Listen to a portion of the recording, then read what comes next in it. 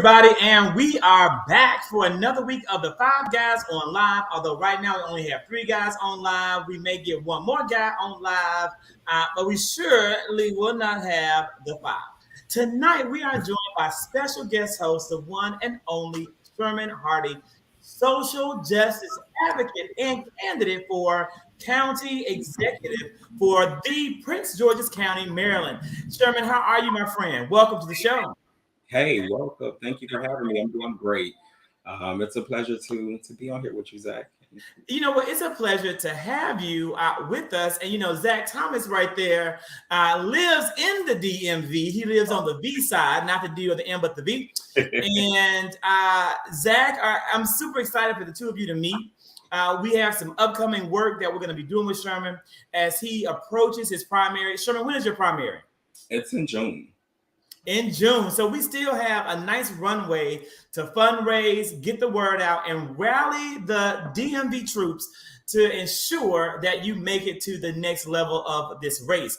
Everyone who's watching in our after show that will be on IG Live, all the funds that we raise during the after show via badges will be matched by me and then donated to Sherman's campaign.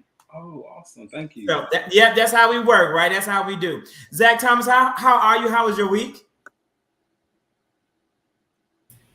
I'm good. My week was good. Can't complain. Always up for a good Sunday fun day. And so just recovering from that. So that's why I have my tea. Because the DMV is now fully open. No mask, no nothing. And so the people is out. When you see 70+ degree weather, they're gonna come out. And it was a Sunday. So what did you do for this Sunday fun day? Like, what does a Sunday fun day for you entail? So no judgment. It will be judgment. It's me. Of course, it's you. So started with church. Church was back open, so we had to register to go. So I registered for church.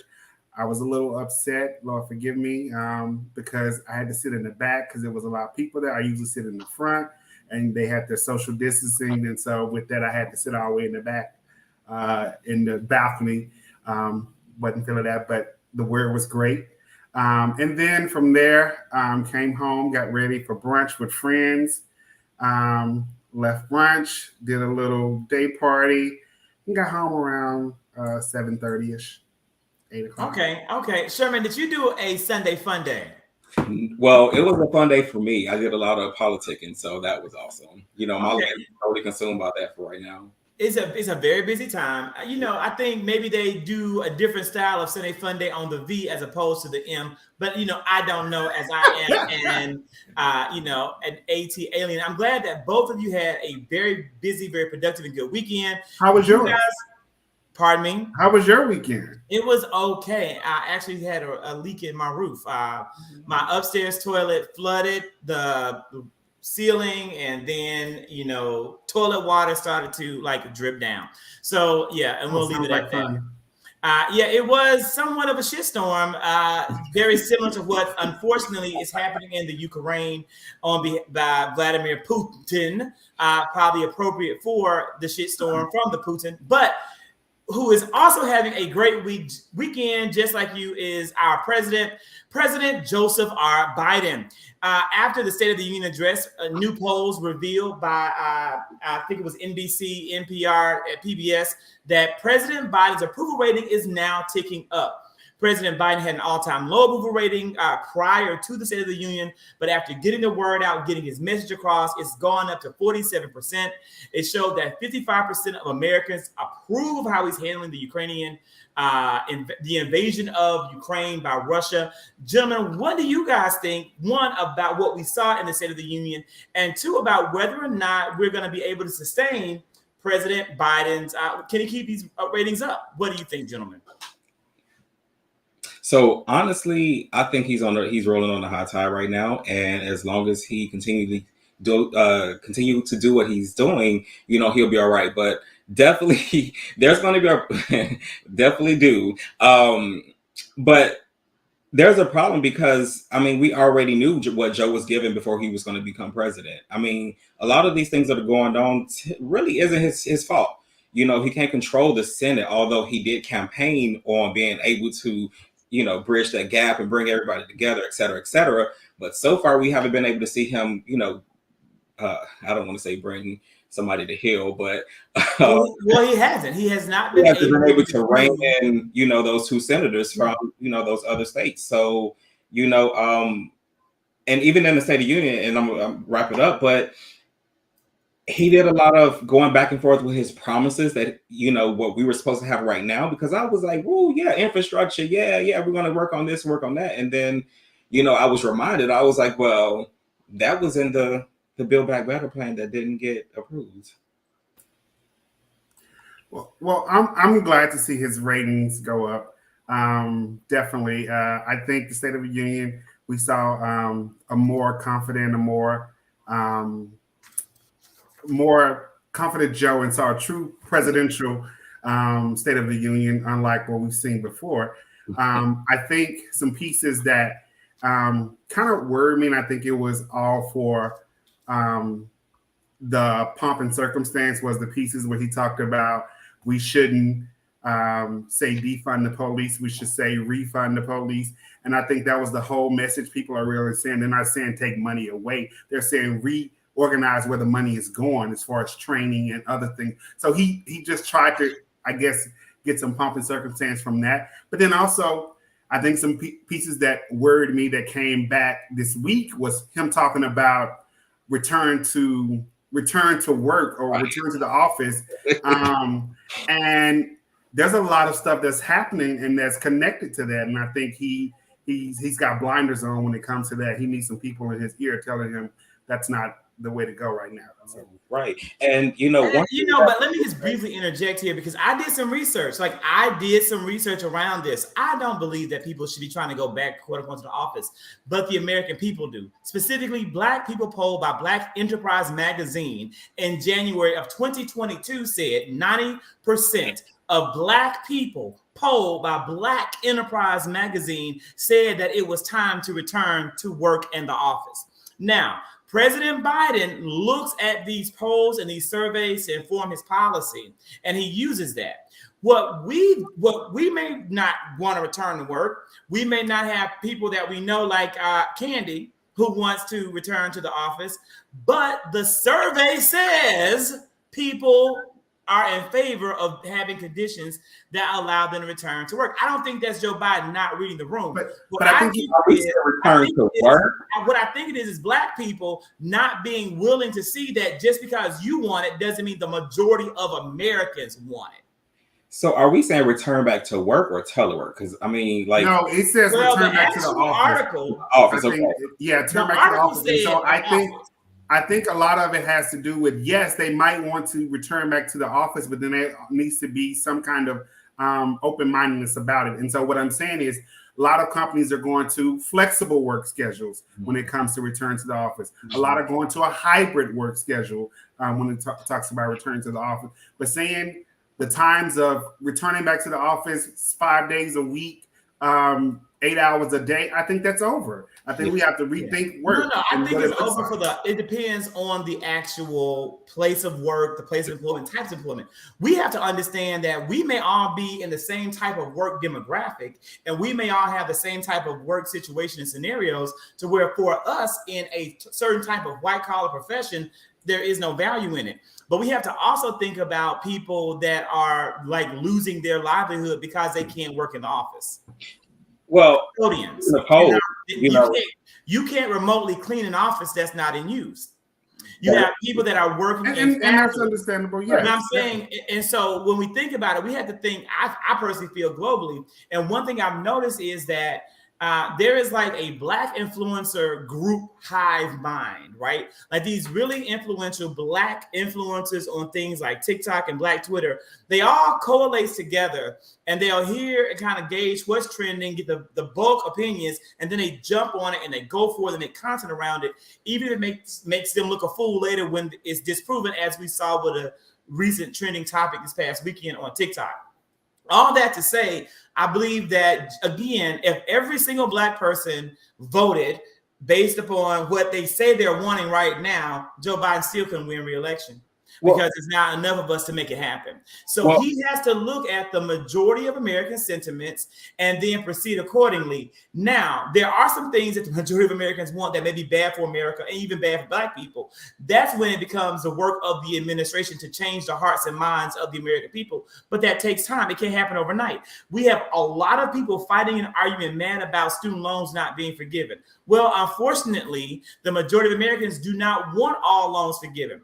Only, I think it's like less than 18% of Americans recently polled feel as though all student loans should be wiped out. Now, I'm in that 18%, but that's not the majority of Americans. However, 60% of Americans want some level of student loan to be forgiven, with a focus on those who make the least amount of money. That is where Joe Biden has to use as a leverage point, and that's how you begin to slowly increase and change the hearts and minds of the American people to make progress. And I think there are too many people out there that don't want to understand that's how politics work. But that's all. Sherman, you had a commentary on that.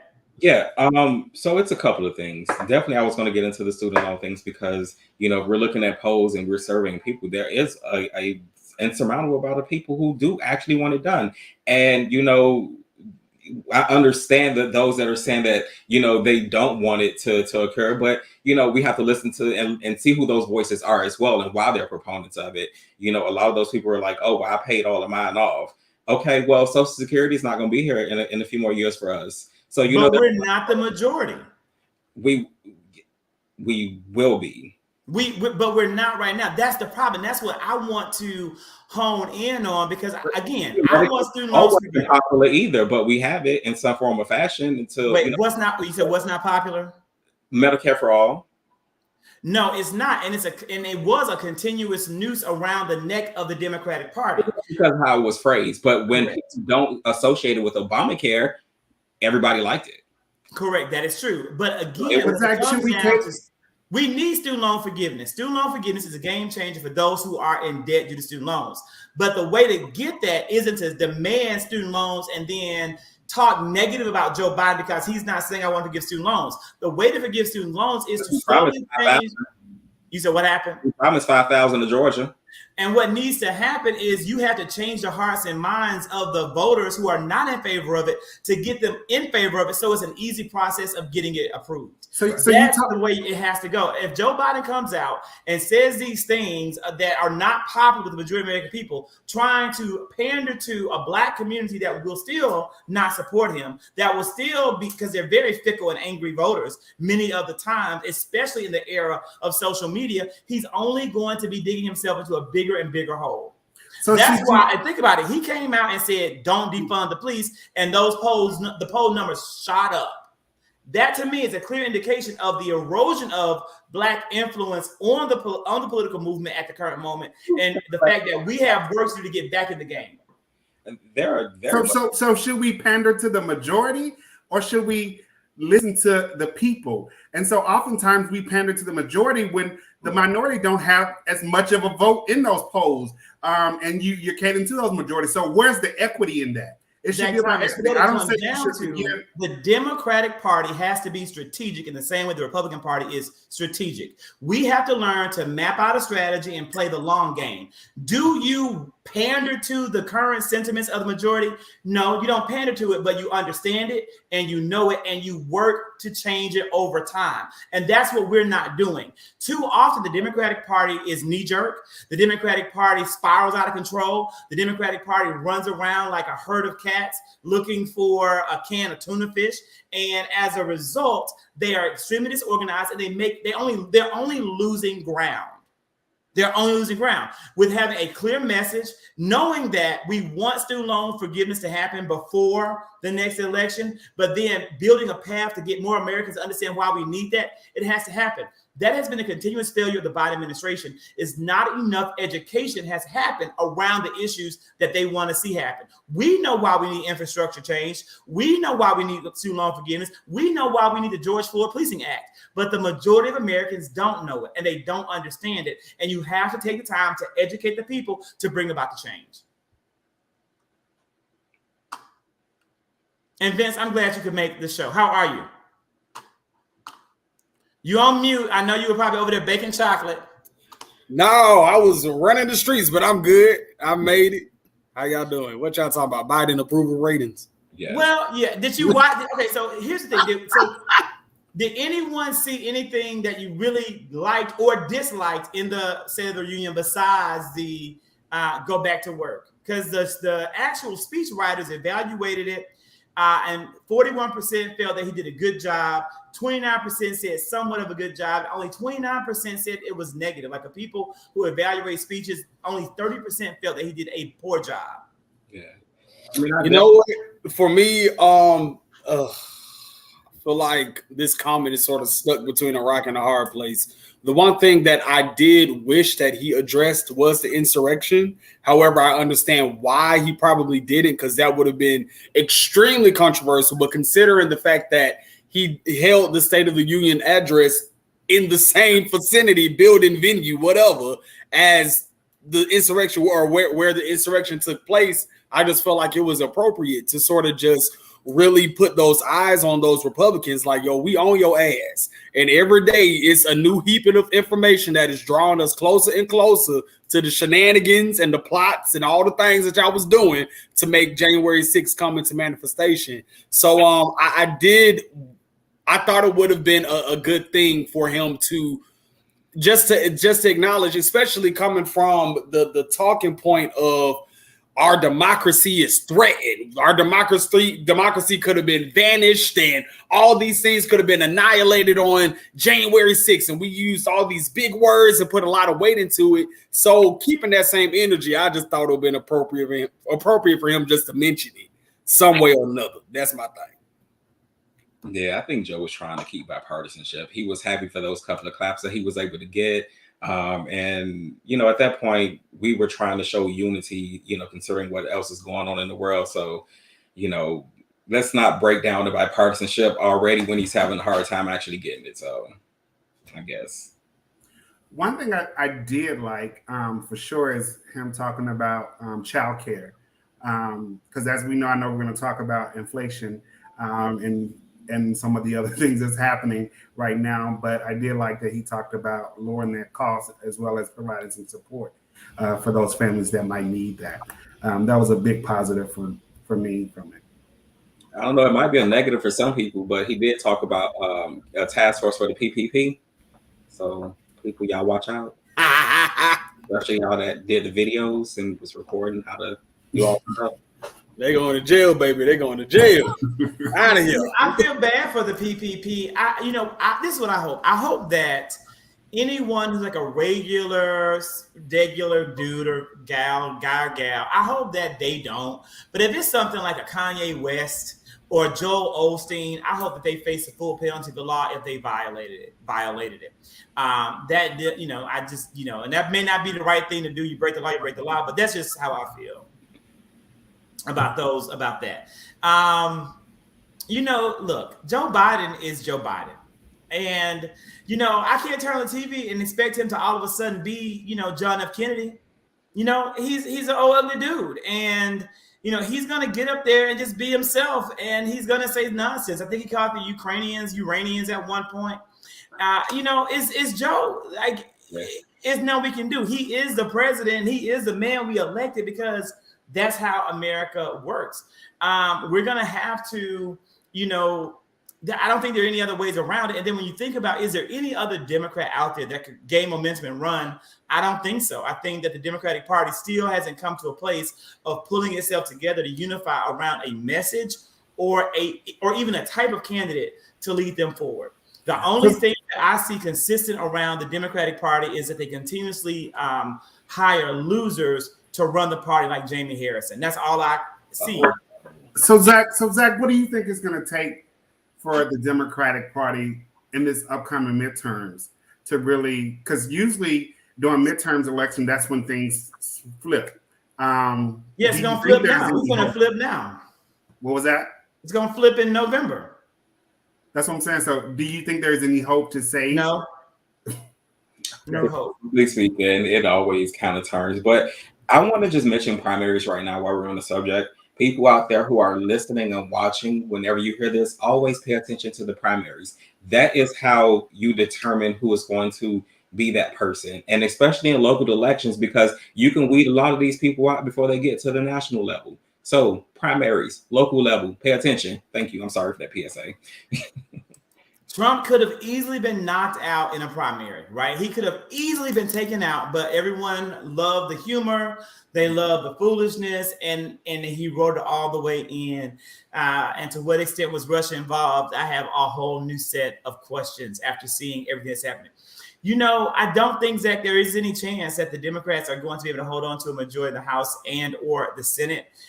Maybe I'll be wrong. I pray I'm wrong. I can't wait to wake up in November and say, "Oh, Zach was wrong." I love it. I pray that it happens, but I'm not seeing it because things aren't trending in the direction that would say that, right? Because that's historically though, right? Mm-hmm.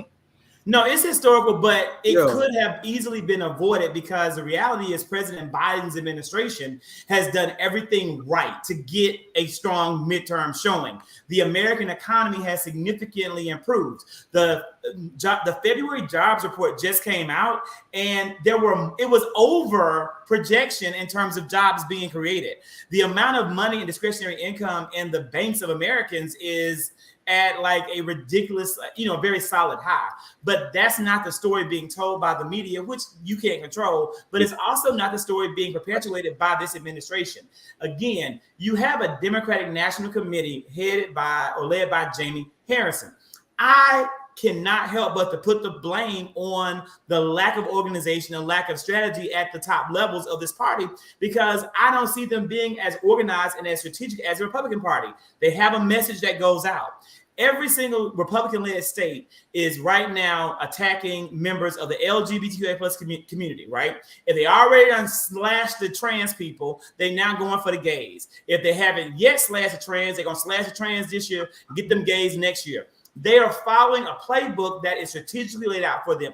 Where is the Democratic playbook? Where is the counterattacks? You always lose when all you do is play defense, and that's all the Democratic Party ever does is defense, defense, defense. Where is the offensive attacks? I mean, we are Republicans up against the ropes. I mean, they win games. I'm playing part of this, and they're playing Chinese checkers. They have got the courts, they have got all the different bodies. So I definitely understand where you're coming from, Zach, because I've been saying it for the longest. We're not strategic with our messenger. We're not, going into, we're not spending the money in the correct places where we need to. And I say this coming from a very blue state in Maryland, but really, it's very conservative if you ask me. Isn't your governor Republican? He is. We don't talk about that. There you go. No, I'm just saying it starts that way, right? It takes one person to break through. That was because the Democratic person was not supported by the party like they should have, and that's another thing. So yes, it all leads back to that. But in the grand scheme of things, they're saying Jamie has spent a lot of more money in some of the heavy contested races, and I do get a flood of emails, from the party. But you're right. I mean, just because you get emails requests for money, it don't mean that they're doing what's necessary. So I get an email a day, and I block, unsubscribe. And I'm telling you, I'm gonna make a TikTok and tell them again, if you email me one more time, I'm never donating again, because I donate to a lot of people like you, Sherman, who identify as Democrats, and you're running your local elections, because local elections are the elections that matter. But every time I unsubscribe, that then puts me into move on, move out, act blue, act up, in the AIDS crisis and everything else. And I'm so tired of these Democratic spammers emailing me. Nancy Pelosi emailed me. Doug Emhoff emailed me. It's all lies and nonsense. Do some work. And then you might be able to email. Because instead of, and while you're emailing me, all I see going up is these gas prices. Now, y'all mad about this. It's huge news. I really want to talk about the gas prices and how what's happening right now with the Russian invasion in Ukraine is having a direct impact on Americans, specifically Black people. We had an article from the Griot. Everyone out there who's watching, if you haven't read it, this is a really good article from the Griot. It's an online magazine. It's the article is, what the war in Ukraine could really mean for Black Americans. And they do a really good job of laying out like how this could play out for us as Black people in America in regards to the fact that we're still underachieving economically because of COVID-19. We're still trying to recover from the pandemic and how we've been disenfranchised through disinformation. And again, gas prices. Gentlemen, what do you think about this stance and about these increases in prices? I mean, it's inevitable at this point, so we cannot like it and disagree with it. And, you know, it's funny, one of my friends put on his Facebook, we used to complain about the days when unleaded gas was $1.98 or what have you. But I mean, it's just sort of like, it is what it is. Yeah. And I mean, I don't know. I'm just thinking back to like, you know, 9/11. I'm thinking back to like when Hurricane Katrina or any major hurricane hit, and we always had this huge surge in inflation and gas prices. And, you know, eventually it came back down or what have you. But the thing that I've sort of been reading in the articles is that majority of Americans are quote unquote okay and or content with the inflation as it relates to gas because of the invasion, the Ukraine situation or what have you. Now, to counter that, I do agree with what Nancy Pelosi and some other Democrats were coming out about, you know, utilizing this time to remove ourselves from the oil connection, the U.S. and Russia oil connection, and going into clean energy, you know, started investing and, you know, maybe shifting, you know, that kind of thing. Maybe that. I mean, for me, realistically, when COVID happened, a lot of us had to shift and a lot of us had to adjust and get creative and not depend on the traditional and historical sources of, you know, living day to day. And we needed, unfortunately, a detrimental situation for us to put us in a more, you know, lucrative or comfortable way of living as to where we are right now. So I think this may unfortunately be something that had to happen for our country to be forced to go into another sector of cultivating a different way of living and creating revenue and utilizing natural resources or whatever the case may be. So we won't, God forbid, something else happen in another country that we're allied with, or and somebody else gets invaded, and then now we, you know, could be potentially strained on another product or something else. So I think I do agree with Nancy and the Democrats that are coming out about like, okay, this needs to be American owned. It needs to be American produced. Like, we got to get back into America first, all these things. So yeah, that's my thoughts about it. I think it's ridiculous. And I was just sitting here thinking about it, how inflation has played a role. You remember back in the day when your mama used to say, do you have McDonald's money? Now they probably saying, do you have pork chop money to go get? Because it costs more to eat from the grocery store than it does from McDonald's. And I'm like, this is crazy. Like, groceries are high. When a pack of chicken wings is almost $35, like, it's ridiculous. And so, like, I know it's because of inflation. Inflation happens, but it does affect us, especially our community in various ways. Especially when some people and some families are living paycheck to paycheck. What kind of chicken wings you buying? You go over here to the Harris Teeter or to the Giant up here, you go see some chicken wings that got. I mean, I don't know. I haven't bought any chicken wings ever. So, you know, from like the cooking stove. So I wouldn't know. I'm just gonna raise my own. Yeah, you know, that's what we used to do though, right? And that was to ensure that no matter what happened, there would be something to eat. If you only had eggs to eat, you had something to eat. And now I understand why we always had chickens in Mississippi if we had nothing else. Sherman, what are your thoughts? So inflation and gas prices and, you know, that kind of stuff. It's first of all, I want to go back to the comment. We were talking about this whole robust economic, you know, thing we just went through, but African Americans were still left behind when it came to the price gap. You know, once again, you know, we need policies to, you know, that's what the Democrats and Joe Biden them should also do is close that wage gap between African Americans, you know, because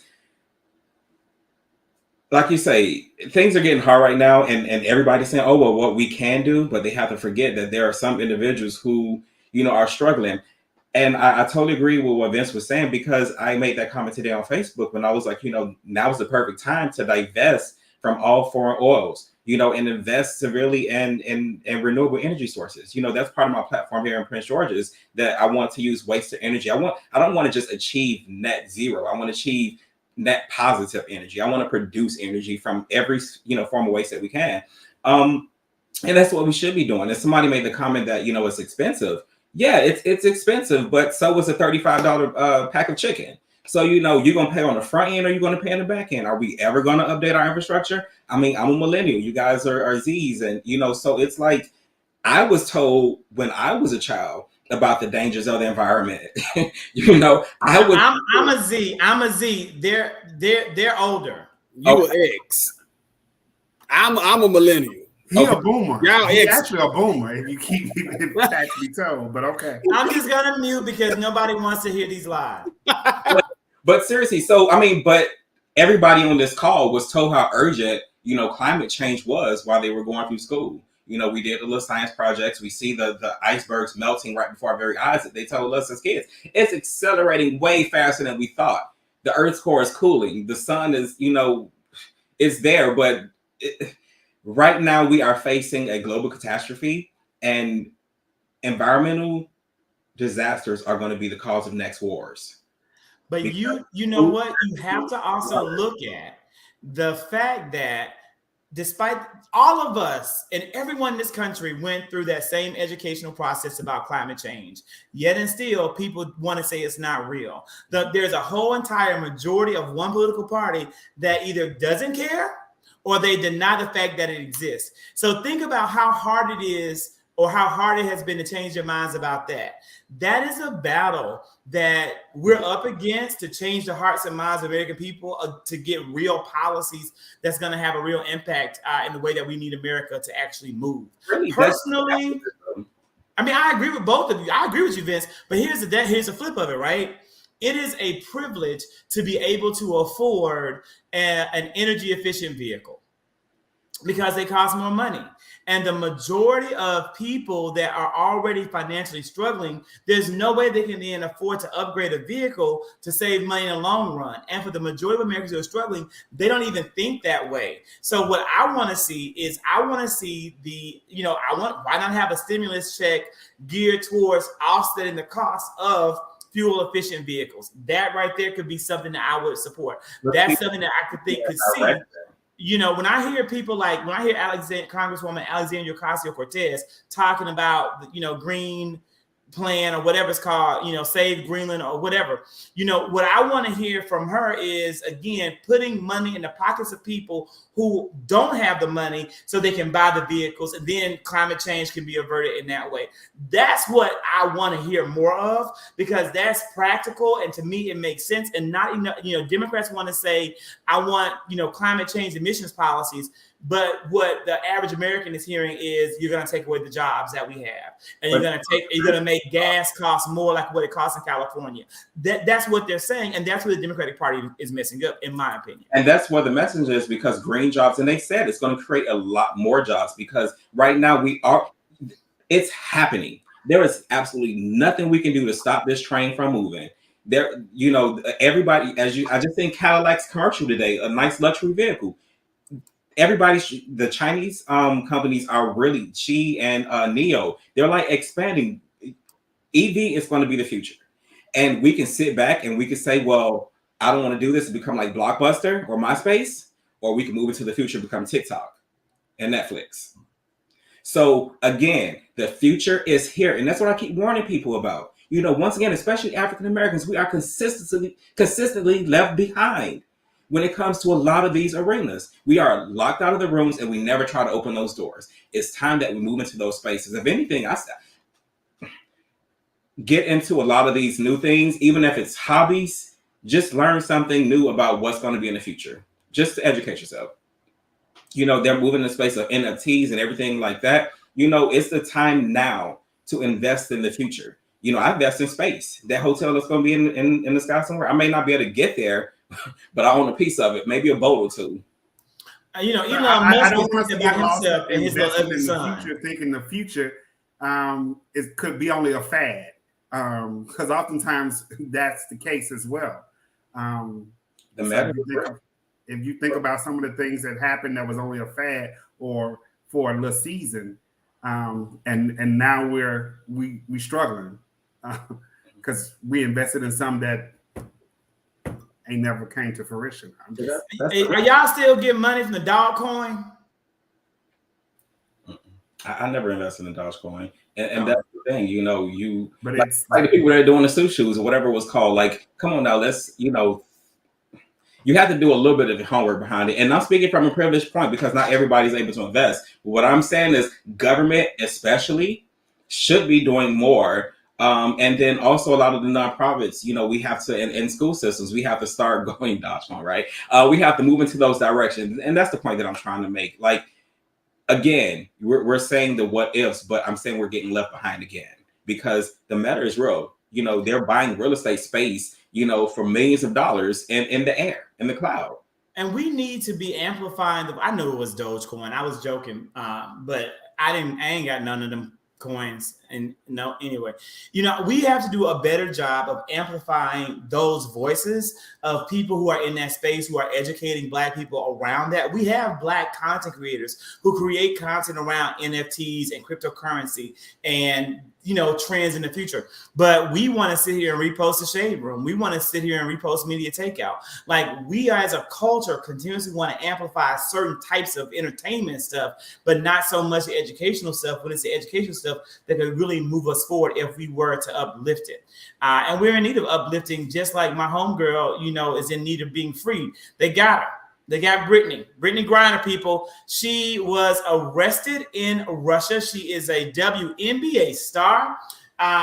She has been detained since I think as early as mid-February, possibly late February. But Brittney Griner, two-time Olympic gold medalist and WNBA All-Star, is still being held in Russia because a dog sniffed and identified what they said may have been the residue of like marijuana liquid in a vape. And so she is being held in Putin's Russia at a time when we have a lot of aggression towards Americans in the country. Gentlemen, what do you think about this situation, and should anything be done on her behalf? Yeah. Why or why not? Yeah, I mean, I think just from a place of humanity, like in considering the times that we're living in right now, as a citizen of America, we should definitely do whatever we can do to get her back over here, or at least in a safe, a safer zone, a safer place. In doing my research, I didn't know that she actually played for Russia for 7 years. Yeah, she makes a lot of money over there. Yeah, they said she makes quadruple the amount that she makes for the WNBA playing over there in Russia. So, and also in that, Good Morning America actually did a really good package on her. I don't know if it was this morning or yesterday morning or what have you, but she's one of 3 American citizens that are over there. The other 2, one is committed for espionage, so he probably ain't getting out no time soon. And then another one is a Marine that was allegedly assaulted a Russian police officer, and he's up to 9 years in prison. His family said that he caught TB. He's thinking that he's catching TB, and the Russian they are not giving him any type of assistance of healing or getting better or what have you. And then we also just know the horror tales that come about around just Russia and what they do to people and all those things. And so with that being said, I just really hope that that between the WNBA, NBA, her representation, and the Russian team, that they can just keep it at that vocal point and not involve the tension and the wars and the government and the politics, and just focus on the human and at least get her in a safer space for the time being, at least in a perfect. Here's a question, Vince, though. Should she be like expedited through any kind of process to get out of that country if she really, if she's guilty of having marijuana? What? That's the thing. No, but you know what? That is accurate. I was talking to my mom about that on the way up here, because it's like, again, between a rock and a hard place, you don't want any harm to come to anybody, but then we cannot put ourselves in situations either. You know, if you know that you've been playing for the country Russia for 7 years, and even if you did, you know, try to bring marijuana oil or whatever over, trying to smuggle it in, whatever they're alleging right now, if you know it's wrong and you put yourself in that situation, then it's sort of like your hands tied. If the penalty is up to 10 years in a Russian prison because you put yourself in this situation, it's like, dang, you know, I don't know. I don't know. Maybe she forgot the reefer was in her bag. I don't know. But no, seriously, she's just a pawn. You know, I'm sure, you know, she probably has done this a few times. You know, she's probably had the ability to move freely as before. But right now, because we're in tense times, I respect your opinion, but knowing Putin, he is definitely using this as a pawn. You know, if he's kept, you know, Marines and everybody over there, you know, else that you talked about, you know, in prison, you know, and for that, you know, as someone as high profile as her, an Olympian, a WNBA player, you know, a Russian, you know, ball player, she's African American and she's LGBTQ. Oh, come on now, let's be serious. You know, it's a bargaining tool right there as well, because remember, Putin says there are no, you know, LGBTQ people in Russia. You know, so it's so many compounding factors on that, and this brings the intersectionality of what Angela Davis was talking about, when, you know, we have to start advocating for, you know, our rights in a lot of spaces, you know, and I'm speaking as somebody who is a member of the LGBTQ community, you know, here in Africa and different places, you know, and even right now, as you spoke, you know, earlier, like, you know, being attacked by the Republican Party, our work is not done. You know, it's barely begun.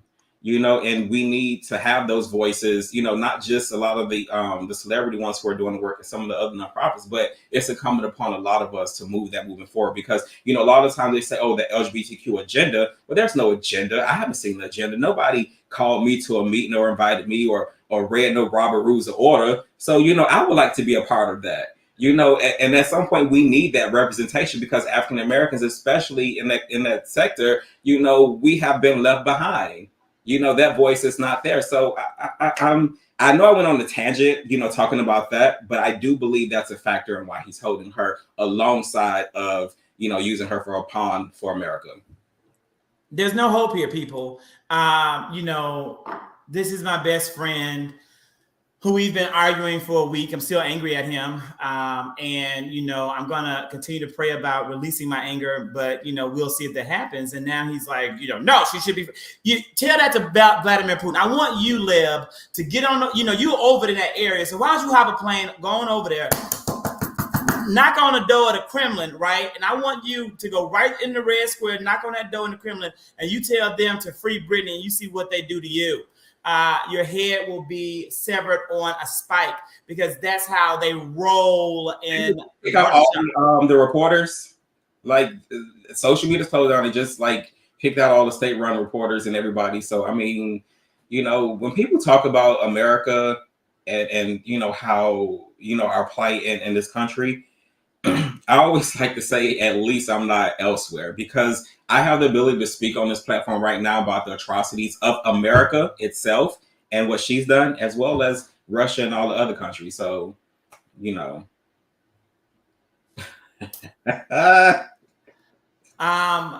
No, Candace. Baby, you're not. I can tell you're not Vladimir's cup of tea. He likes a white Russian. That's his favorite drink. He's not gonna fool around with no bourbon. He don't want no bourbon. That's not what he's going for. Now, I really regret that this amazing athlete got caught up in this. I think this is going to be a long road for her and her family, and it's something to watch. It's heartbreaking. And I don't think there will be any mercy shown to her. And I think that it very well could be that these American captives, because even though they may be, you know, whatever fugitives, whatever you want to call them, they're going to ultimately, I think, become captives, unfortunately. And I think that she is going to be stuck there. Now, Lev, I do believe that it could, I don't necessarily wouldn't say expedited if she's guilty, but maybe they could work in better times. I think they would work out an agreement where maybe she could be held in Poland. Mm-hmm. Maybe she could be held in a NATO country and undergo justice, NATO justice. But right now, I don't think it's going to happen. I remember when that little boy, Michael, got whooped over there in Korea. I don't know if y'all may not have been alive. Okay. I wasn't either. I was just reading about it. and he went to Korea and broke a law, and the punishment was being caned, and everybody was up in arms. But that little boy, he got them licks. He got them licks, and I was glad. I was in 8th grade, and I was glad he did, because he shouldn't have been doing whatever it was that he was doing. Now, somebody else who may get some licks is Tasha K. She is back in the news. Supposedly, she came back out and has been still saying things about Cardi that she should not say, or talking on issues and somewhat pushing the truth. And Cardi just wants a flat-out injunction to stop her from talking about her in general. She already owes a woman millions of dollars that she says she doesn't have and cannot pay, and she's still at it. So once again, you have them back in the news where Cardi wants to go back to court and put a full gag order on Tasha K regarding her period. Gentlemen, what do you think about, Tasha and Cardi? Like, should Tasha even have a platform at this point?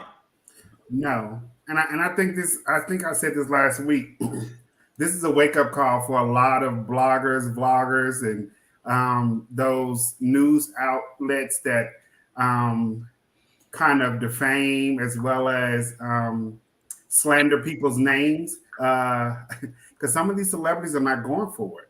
And so definitely they need to be watching out, because this is definitely a case to be watched. She says she didn't have the money right now, but oh well, you're gonna have to pay up, because in that lawsuit, she's paying for the lawyers as well. And so if Cardi B saying this is where you're getting your money from, she's gonna have to find a way. It's a whole lot of these bloggers and people out there, and I'm actually happy to see it. I've never been a supporter. I've never been a fan of that kind of like gossipy journalism that like really can be detrimental to people's families and their lives, especially when it's not grounded and based in facts. So I'm actually kind of glad to see, this kind of happen to one. So maybe it's going to stop it from others.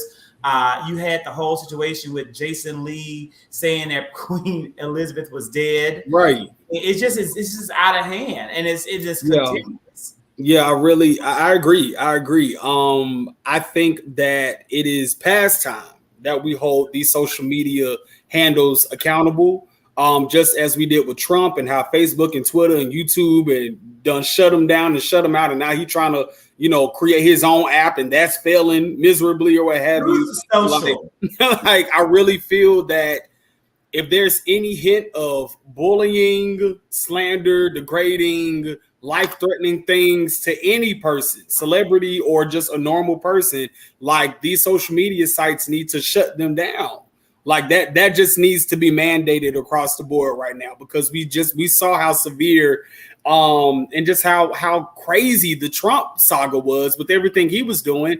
And unfortunately, with Tasha K and these, extremely venomous rumors that she spat out about Cardi before she was sued, and then for her to continue to stretch this game out even until this day, is like, you still ain't learned your lesson. Somebody just need to chop your platform off completely, and you need to go pray and find God, may his peace be with you till we meet again, because she clearly ain't learned her lesson. But even to the Jason Lee perspective, like, how you report an international legendary figure as dead, they should have shut you down, because that's misinformation. That's misinformation, and everybody hooping, hollering alternative facts. Oh, misinformation, this, don't believe the media, and you doing it yourself. You get what I'm saying? So yeah, these people need to get shut down. Yeah. But do you think talking about it is giving them more props and more publicity? Like, of course it is. What you mean? Like how we talking about it right now? Like, people are talking about it, like, oh, who is Tasha Lee? Let me go Google her. Let me watch. You know what I believe? I think that in the moment she's getting like hit up, like Jason Lee was, when they were making all the memes on Twitter, he was getting hit up, but his credibility is now shot. Tasha K's credibility is now shot. No one's going to trust their gossip and the news they give, because now they've lost credibility. When you get called out at this level, this big of a platform, you lose it. But you know what, Zach? Even to that point, I'm sorry to interrupt you, and I agree. I just feel that what's really even more sickening behind this is after she was, the verdict came out, and she was owed X amount of money. When I saw the video that she posted on YouTube, the amount of people that were not only commenting to support, but were donating to her. Like, you have a whole community of venomous, toxic, negative ass people out there that are thriving off of just you being an inhumane person at this point. And I think that's a bigger thing to sort of spotlight on. It's like, it's some sucky ass people out there. Like, this shit ain't cool. Tasha can't pay Cardi. And Cardi knows Tasha can't pay her. I don't think that she can get much of the money, but she can get enough to ruin her or enough to put her in financial desperation. She's gonna get enough, but she can't get that whole amount because Tasha K isn't even worth half of that. Yeah, because I definitely saw it said 1.5 million or something like that. But I was going to ask, like, outside them YouTube clips of what, money is she, income is she bringing in? Because, maybe they have to go out, Cardi will go out there from assets. She can use a Honda Civic or something. I don't know what the lady drive, but I'm just using that example. But I definitely think that she should lose her platform. To like you said, to go and spread vicious lies about a person, like you're damaging somebody, and that we're in this whole space of bullying and be best. Well, we ought to be best. Let me stop. We are out to be best. But I'm gonna be best right now. We are now in be Biden. But it's horrible, and I feel like at this point, we have to start setting examples and holding each other accountable, for even being a part of the mess and stuff like that. Because we have started to, once we started getting into the World Star and all that, So now that's just common. One thing I liked about T.S. Madison and, her show, she was always putting up the allegedly. Even then, it's still not excusing it, but we knew it was for jokes. But when you out here saying that somebody, walking around with, STD and just stuff like that, I mean. And then most importantly, for the person, and this is why I've never understood, like, people that are in Tasha K's position, even like Wendy Williams, like, when you put out these rumors and things, what are you gaining? Mm-hmm. Like, what did you gain for saying that Cardi allegedly has XYZ? Clicks. What did you gain? They do anything for likes. Like that is insane to me. You're gaining nothing but bringing more heat and attention, and now lawsuits and losing money and assets and all this stuff. All you could have did just shut your mouth. Cardi said they do anything for likes. All you gotta do is be You're quiet. right. You know what? And that's so true. Like, I don't know. We're going to talk a little bit about it in the after show, and I'll explain it in greater detail. But I don't know if any of you saw the TikTok drama around Modern Warrior and Chelsea. Does anyone know what I'm talking about? It's a whole thing where this whole concept has spilled over into TikTok. And what it came down to is again, the hive mind mentality. If one popular creator says something, and in this case, a popular creator is a personal friend of mine, and then everybody jumps on it, that grows their accounts. They go viral. Everybody, the algorithm rewards it. But then you got to think to yourself, are you going to be someone who really is being about integrity in the content, or are you just creating content? And too many Black verified creators on all spaces are just about getting the clicks because they're being paid to do it. The Creator Fund pays you based on your views, your clicks, your likes. And so people go for sensational nonsense content. The same thing goes with YouTube. It's all about those views. It's all about those clicks. It's all about hooking you in there. And I think it comes down to, we're the ones who have to be the deplatformers. We're the ones who have to make it where we shift people's focus from, instead of you looking at this garbage gossip, why don't you start taking some time to learn about what's really happening in the world? But speaking of garbage, I'm not going to call it garbage because I actually enjoyed it. R&B Divas. Remember when Selena told Nicki, it's a special place in hell for a woman that called the special place in hell? For someone like Tasha K. Well, is there a special place in hell for the two green-eyed bandits? This is something that Zach Thomas brought to my attention. Zach, what did your girls from the Real Housewives of Potomac do? And we have two people here for the DMV, two Potomacers, one person literally from Maryland where these people live. Tell us about it, Zach. So Gizelle, Bryant, and Robyn Dixon, of course, if you saw the last season, they started their own podcast, actually, which was recently nominated for NAACP Image Award, Reasonably Shady.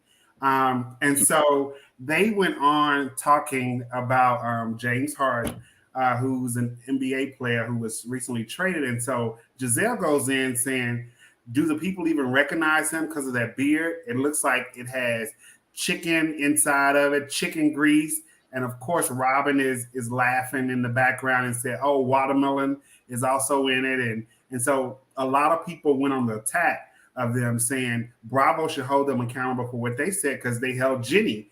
They also said he had Coke 45 in there. Oh, and also Coke 45, yeah. And it smelled like weed. And yeah, it smelled like weed and stuff.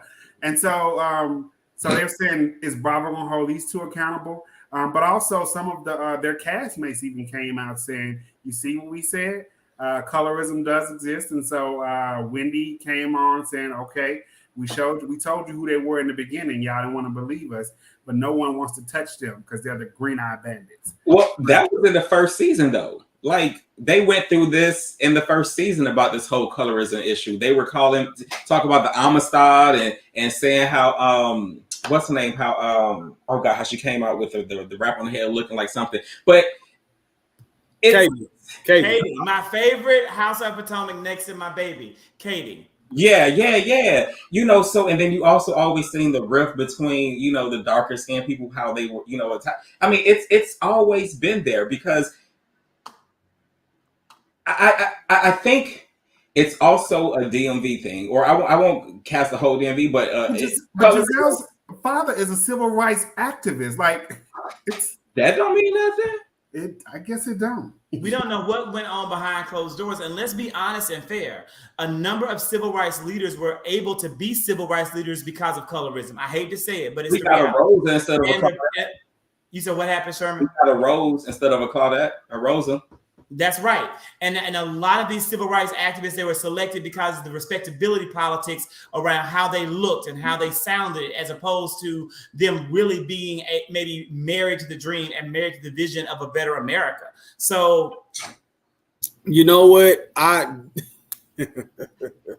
Whoever is overcasting in production at Bravo, in my heart of hearts, I truly feel like there was a method to the madness in creating this ensemble because I feel that they want to put colorism on a mainstream platform.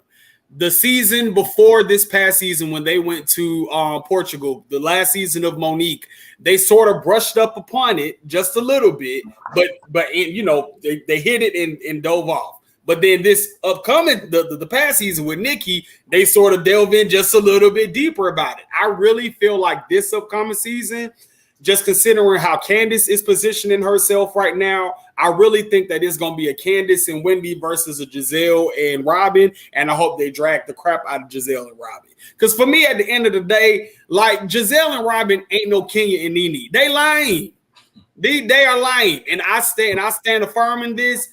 If Robyn were to leave that show tomorrow, nobody would kill. Robyn only survives because of Gizelle. If Gizelle were to leave, Robyn would leave too. No, you're not interesting enough. So we're just talking about pop culture. Am I compelled to care about you as is? You're not. Y'all not bringing that much. Gizelle isn't even interesting anymore, right? You know, they're not doing that. So with that being said, I do agree with Zach in regards to how when Jenny came about with these comments, everybody was on an uproar.